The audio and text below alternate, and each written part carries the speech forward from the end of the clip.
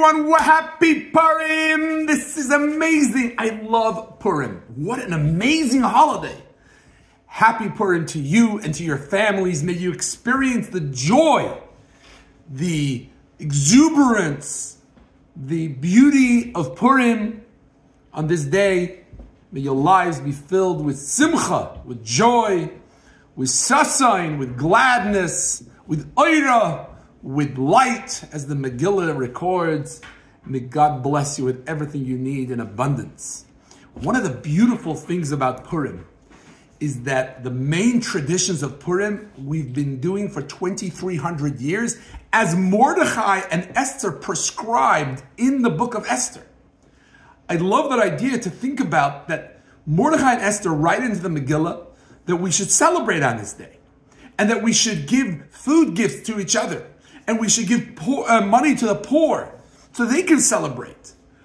And it's not like the rabbis later said, oh, this is a cool way to celebrate this holiday. Mordechai and Esther that year wrote it down and said, this is how we should celebrate the holiday. And we're still doing it. It's unbelievable.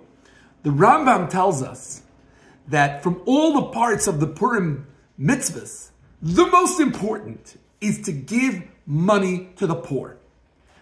To lift up the spirits of those that are downtrodden, those that are broken, those that are struggling. That is more important than hearing the Megillah. It's more important than the party you make. It's more important than this amazing costume that I picked up in a thrift shop. It's the most important thing. And therefore, you should spend more money on the amount you give to the poor than what you give in the Mishloach Manot, the food gifts that you give to friends. And therefore, I'm inviting you, I'm urging you to take the time today to find an organization that will distribute money to Jewish poor families on Purim so that those people can feel the spirit of the holiday and be uplifted. We will do it for you if you'd like. If you send money to Chabad, and make sure you note that it's for Purim to be distributed, or you could Venmo at Chabad. Yes, we own that handle. We will send it out today. Send it before 2 o'clock. We will get that money to poor families today.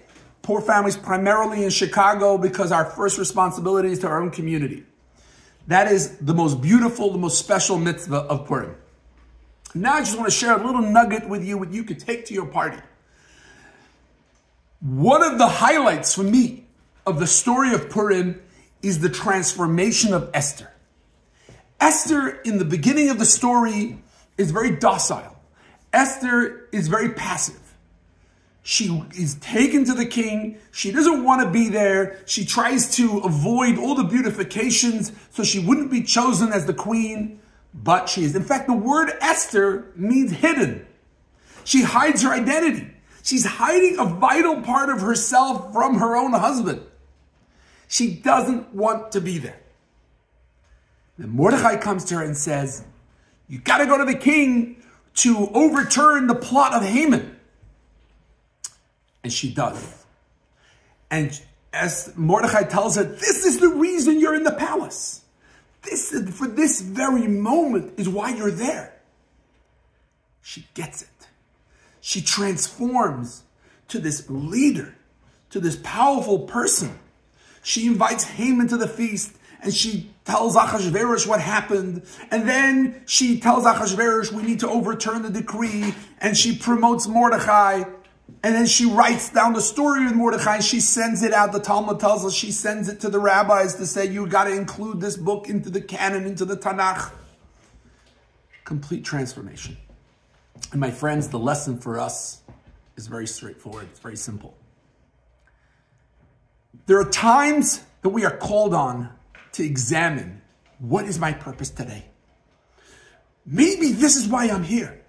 Maybe this is why I'm in this line of work. What can I do for my people? What can I give of myself to others? Which might be the very reason I was put into this position of influence, or given these talents, these gifts, these opportunities. It's not about, is this my personality? Does it jive with me? Do I feel it meaningful? It's about, why am I here? What is my purpose today? And many of us come across these moments in life where we are called on to examine and say, this is my purpose. This is why I'm here. I can do something that only I can do. I'm put into that perfect moment to share, to give, to support, to give of myself to others, to our people, to God. That's really, to me, the most inspiring moment of the Purim story. There are, of course, many, many others. As we go through this day, I wish you a happy Purim. If you're in the neighborhood, join us. 10 o'clock, we're going to do the morning service. 11 o'clock, we're going to read the Megillah with a kids' party.